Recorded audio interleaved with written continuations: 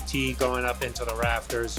What was your relationship like with Demaryius? And, you mentioned that it's going to be emotional. I mean, Yeah. what made him just like a special guy? It's kind of like me and DT grew up together. DT came in a year before me, and then we played our pretty much whole career together. So that's kind of like a big brother right there, and always battled. It was always me and DT down there battling for 8, 9 years. 8 years, and so it was just competitive on the field, and then off the field is just big brother. So it was always love, and I think out of all the receivers, me and DT never got in a fight or anything like that. Just from being competitive and fighting. Usually somebody would try to fight me or get mad at me or whatever.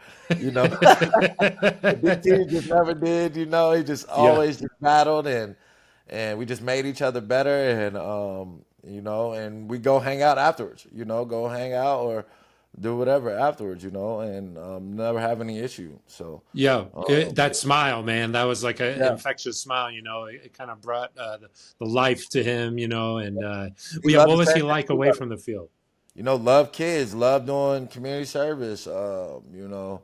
DT was kind of, you could kind of say, DT's a loner, but not a loner. He Yeah, would be with people, but he would kind of be his own, do his own thing too. Um, so that was kind of like DT.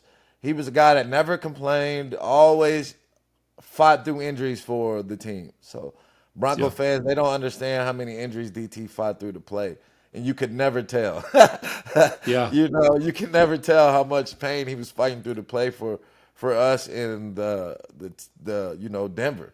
So that's Hey, one thing people then that's one tip they probably don't know about him. This guy was definitely a fighter for not only us but everybody. yeah, he was always going through some sort of little thing. That was he was playing through it. Yeah, And he was an amazing athlete too, huh? Man, he could do some things freak on a athlete. football field. I mean, huge, strong, fast. Can make those 50-50 balls. Had all the routes. DT was probably one of the best screen receivers. Yeah, He'd take a screen all the way. Every time. He had a great percentage of taking those all the way. Those tunnel screens. And people don't run them like DT. DT would find it, hit the hole, and be gone. yeah. And you don't see that a lot today in today's game. So he was just a dynamic receiver.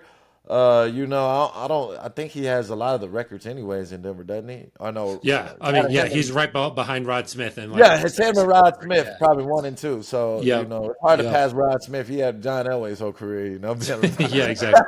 It's DT hard to was just pass waiting him. for Peyton to show up. Yeah, Yeah, but DT came close, man, and same thing with Ronnie. Ronnie was a great kid, very yeah, hungry, fast. Being able, man, when that guy got the ball and he got on the edge, he was gone too. yeah, Just sad to see those two guys go at a young age, and yeah. with me now, being young and with with kids, just try to take advantage of every moment that I can.